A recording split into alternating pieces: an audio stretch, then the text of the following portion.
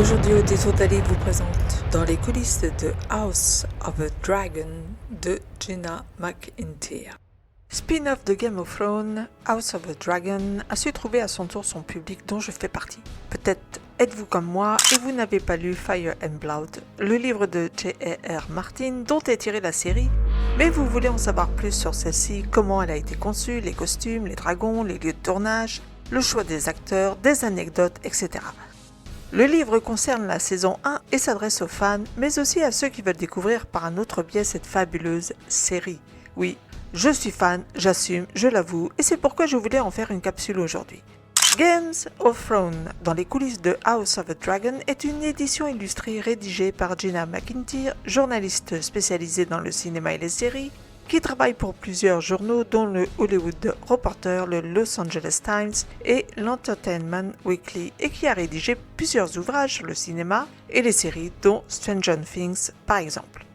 Ici donc je l'ai dit, Gina McIntyre nous propose d'explorer en profondeur la création du préquel de Game of Thrones qui se concentre sur l'histoire de la famille Targaryen et la confrontation entre les Verts et les Noirs, c'est-à-dire la branche des Targaryen Hightower et les Targaryen pour le trône de fer.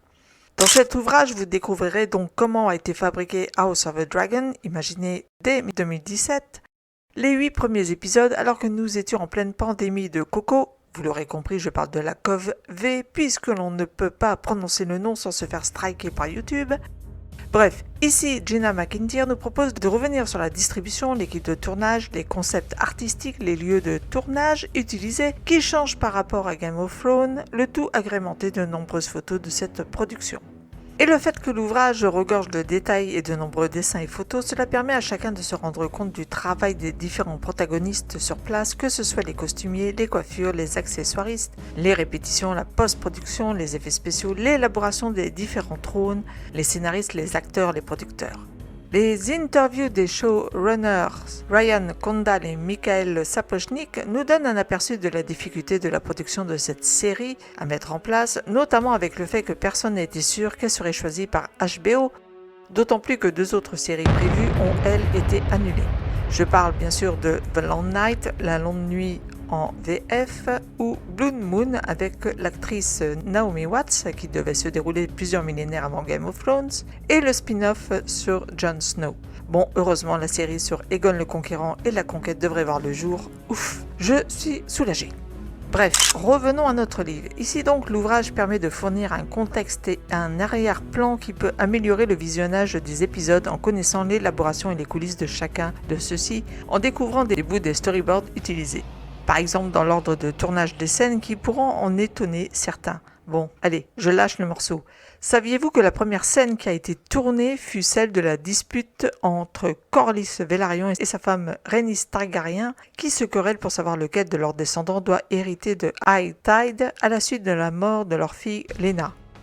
Oui, il s'agit bien de l'épisode numéro 6 de la saison 1. Étonnant, non ?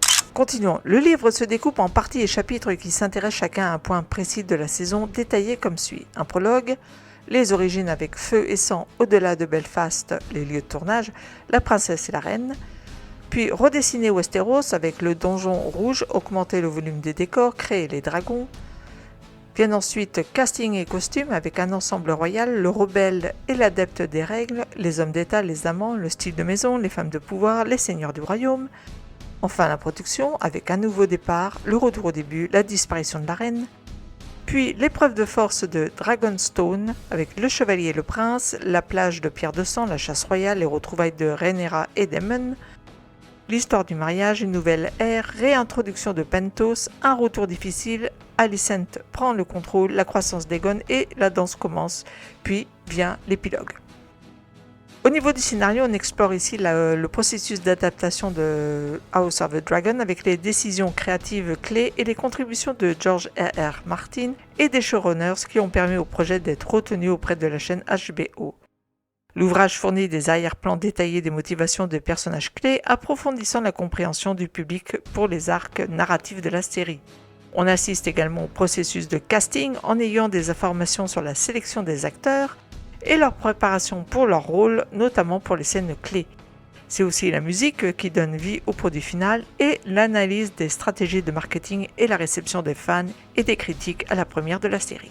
Même si j'ai vraiment adoré le contenu de l'ouvrage, je me dois en toute objectivité d'émettre quelques bémols, comme le fait que l'accent est mis avant tout sur les détails de la production de la série, ce qui éclipse parfois les personnages et les acteurs et enlève du contenu narratif.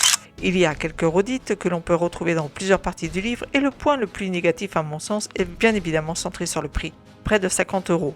Mais c'est un ouvrage de collection et riche quand même en contenu illustratif qui plaira énormément aux fans de la série.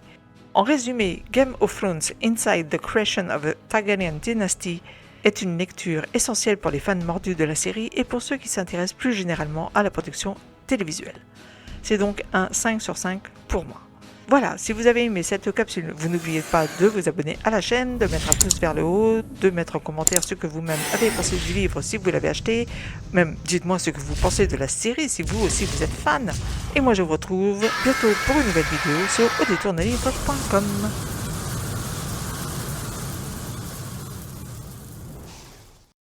Autour d'un livre, critiques qui font rêver, portraits d'écrivains, des histoires à partager.